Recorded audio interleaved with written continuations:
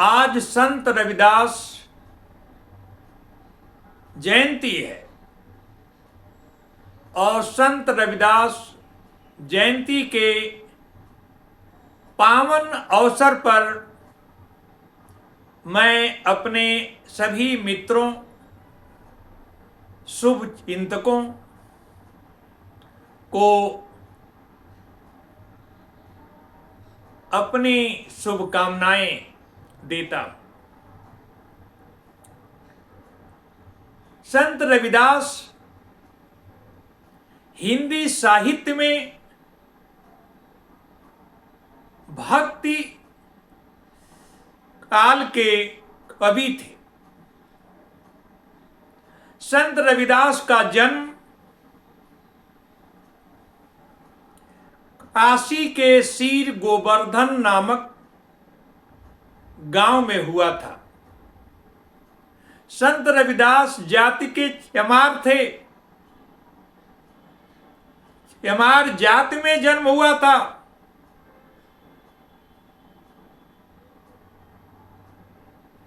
संत रविदास के पिता का नाम संतोष दास, माता का नाम अलसा देवी, पत्नी का नाम लोना देवी, पुत्र का नाम विजय दास था। संत रविदास के पिता संतोष दास चमड़े के व्यापारी थे। संत रविदास के पिता चाहते थे कि उनका पुत्र चमड़े के व्यवसाय में शामिल हो जा, लेकिन बचपन से संत रविदास साधु संत महात्मा सूफी संतों के बीच में अपने जीवन को बिताया, जिससे उनको पढ़ने लिखने का ज्ञान हो गया।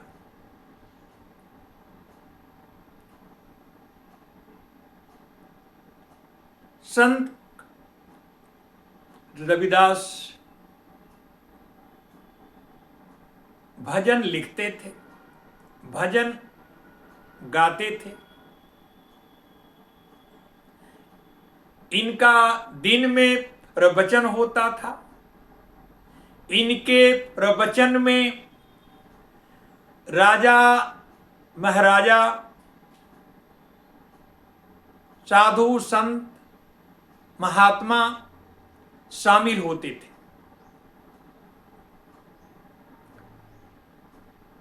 उस समय संत रविदास को लोग जान नहीं पाए।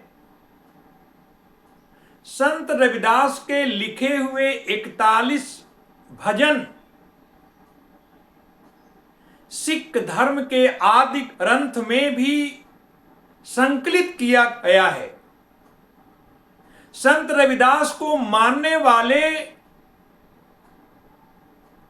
पंजाब में अधिकांश लोग हैं। सिख धर्म में संत रविदास का एक महान स्थान है। इनके प्रवचन भजन से प्रभावित होकर मीराबाई ने भी संत रविदास को अपना गुरु मान लिया।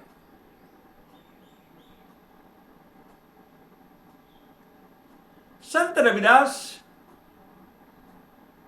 ने हिंदू धर्म में व्याप्त सामाजिक धार्मिक दोषों का विरोध किया, बुराइयों का विरोध किया। संत रविदास के समय हिंदू धर्म में जाति प्रथा, वर्ण व्यवस्था अपने ऊंचाइयों पर थी।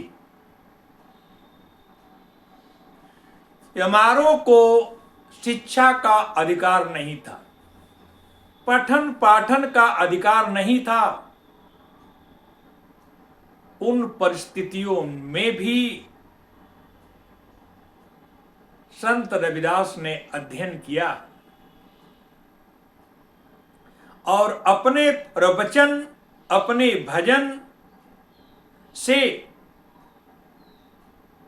समाज के एक बहुत बड़े वर्ग को प्रभावित किया।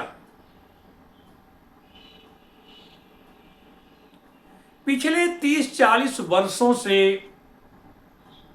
उत्तरीय भारत में, पंजाब में रविदास जयंती समारोह का आयोजन हो रहा है। जैसे जैसे शूद्रों में, अछूतों में, चमारों में, महारों में जागरूकता आई, वैसे वैसे रविदास जयंती का समारोह हर गांवों में आयोजित हो रहा है। जो जाति, जो कौम अपने महापुरुषों को भूल जाती है, वो गुलाम हो जाती है, उनमें हीनता की भावना आ जाती है। जब से दलित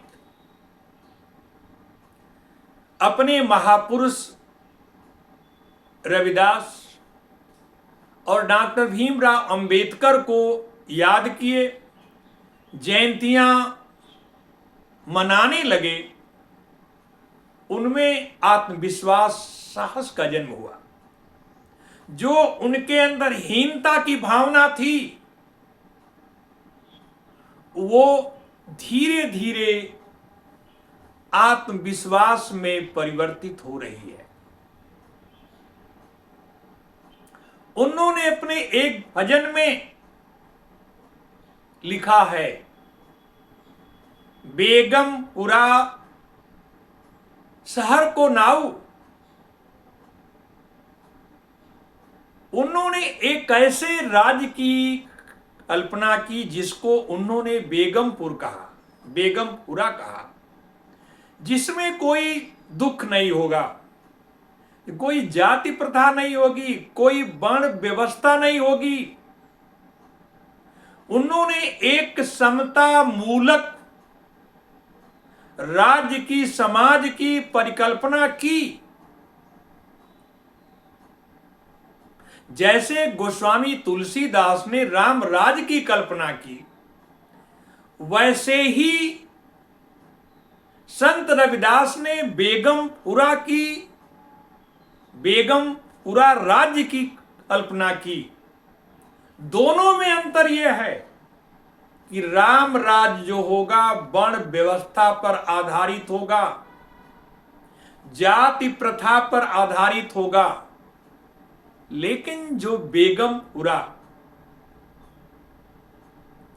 बे धनगम धनपुरा,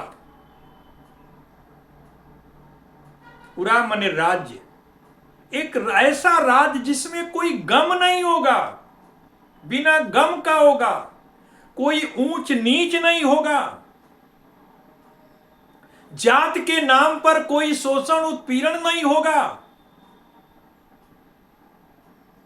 तो ये बेगमपुरा और रामराज में अंतर है। बेगमपुरा जो जाति विहीन होगा, वर्ण विहीन होगा, लेकिन रामराज जाति और वर्ण व्यवस्था पर आधारित होगा। वर्तमान में लोग हिंदू राष्ट्र की स्थापना करना चाहते हैं, लेकिन हिंदू राष्ट्र जाति और वर्ण व्यवस्था पर आधारित होना चाहिए। लेकिन दलित, शूद्र, पिछड़े ऐसे हिंदू राष्ट्र को कभी स्वीकार नहीं करेंगे। हिंदू राष्ट्र में उन्हें असुरक्षा की भावना दिखाई देती है। वो जाति के आधार पर, पंथ के आधार पर, वर्ण के आधार पर यदि भारत में हिंदू राष्ट्र की स्थापना करने का जो सपना देखते हैं, उनका सपना कभी भी पूरा होने वाला नहीं है। हम भी हिंदू राष्ट्र चाहते हैं, लेकिन जाति विहीन, वर्ण विहीन। ऐसा हिंदू राष्ट्र हो जिसमें एक जाति के द्वारा दूसरे जाति का शोषण उत्पीड़न न हो। और जब तक भारत में वर्ण व्यवस्था है, जाति प्रथा है, तब तक हिंदू राष्ट्र की स्थापना भारत में नहीं हो सकती है। पहले जाति के नाम पर जो भेदभाव हो उसको मिटाना होगा। इसी काम को संत रविदास ने किया, जिसको बेगमपुरा राज्य की अवधारणा दिया। और डॉक्टर भीमराव अंबेडकर भी एक ऐसे राज्य, एक ऐसे धर्म की स्थापना करना चाहते थे जो liberty, equality, fraternity, social justice पर आधारित हो। हिंदू समाज स्वतंत्रता, समानता, भ्रातृत्व की भावना, सामाजिक न्याय पर आधारित नहीं है। सवर्ण जाति कहती है कि हम ऊपर हैं और शूद्र नीचे हैं। ये उनकी सोच है। तो जब तक उनके सोच में परिवर्तन नहीं आएगा, हिंदू राष्ट्र की स्थापना नहीं हो पाएगी। जो दलित हैं, दबे हैं, कुचले हैं, उनमें कोई महापुरुष नहीं था, लेकिन आज दलितों के लिए, शूद्रों के लिए, चमारों के लिए दो महापुरुष हैं। एक संत शिरोमणि रविदास, दूसरा भारत रत्न डॉक्टर भीमराव अंबेडकर। जितनी मूर्तियां, जितने पूजा संत रविदास का और डॉक्टर भीमराव अंबेडकर का भारत में होता है, उतना किसी और देवी देवता का नहीं हो पाता है। जैसे जैसे दलितों में चेतना आएगी, शिक्षा का लेवल ऊंचा होगा, जागरूकता आएगी, वैसे वैसे जाति प्रथा कमजोर होगी, वर्ण व्यवस्था कमजोर होगी। और आज का दलित अपने अधिकारों के प्रति जागरूक है, अपने महापुरुषों के विचारों को, कार्यों को प्रचार कर रहा है। आज का दलित गर्व से कहता है कि मैं चमार हूं, चमार जात में मेरा जन्म हुआ है। यदि भारत के 1000 वर्ष इतिहास का अवलोकन किया जाए तो चमारों को अनेक अवसर मिला।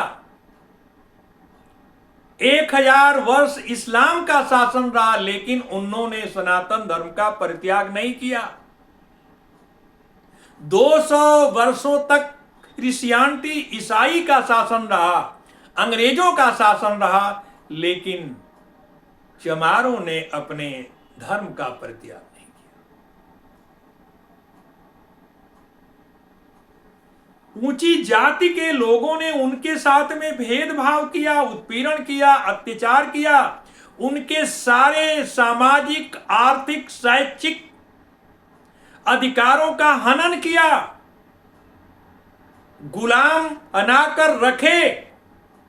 लेकिन चमारों ने अपने सनातन धर्म का परित्याग नहीं किया। यदि भारत में जितना उच्च जाति के लोगों ने लालच में, लोभ में, डर से इस्लाम को कबूल किए, दक्षिणी भारत में ईसाई धर्म को स्वीकार किए, उतना दलितों ने नहीं किया, महारों ने नहीं किया, जाटों ने नहीं किया, चमारों ने नहीं किया। जो हजारों वर्ष से जो शूद्रों के साथ, अछूतों के साथ भेदभाव हुआ है, इसीलिए उच्च जाति के लोगों को क्षमा मांगना चाहिए, लेकिन क्षमा नहीं मांगेंगे। उनके अंदर सुपरियरिटी कॉम्प्लेक्स आ गई है कि हम तो ब्रह्मा के मुंह से पैदा हुए। एक सिद्धांत उनका वैदिक युग से आ रहा है। क्षत्रिय कहता है कि मैं तो बाजुओं से पैदा हूं। आधुनिक युग में ऐसे सिद्धांत को चमार मानने वाले नहीं हैं।